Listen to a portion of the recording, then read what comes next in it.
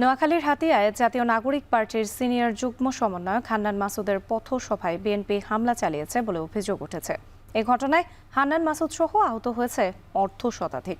Police জানায়, হাতিয়ার জাহাজমারা বাজারে এনসিপির নেতাকর্মীদের নিয়ে পথসভা করছিলেন হান্নান মাসুদ। এ সময় স্থানীয় বিএনপির কয়েকজন পথসভায় হামলা চালায়। প্রতিবাদে অবস্থান কর্মসূচি পালন করে হান্নান মাসুদ ও তার সমর্থকরা। পরে প্রশাসনের অনুরোধে অবস্থান কর্মসূচি প্রত্যাহার করেন তারা।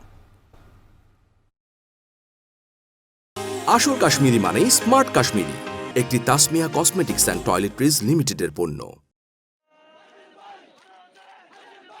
আমি একটা বাজারে সমাবেশ করতেছিলাম, বিএনপির আধা বাজারা ওই ছিল নেতা হিসেবে গিয়ে এখন একটা বর্তমান পথচারীও আছে, সেই বাজারে গিয়ে আমার মিছিলের ভিতরে ঢুকে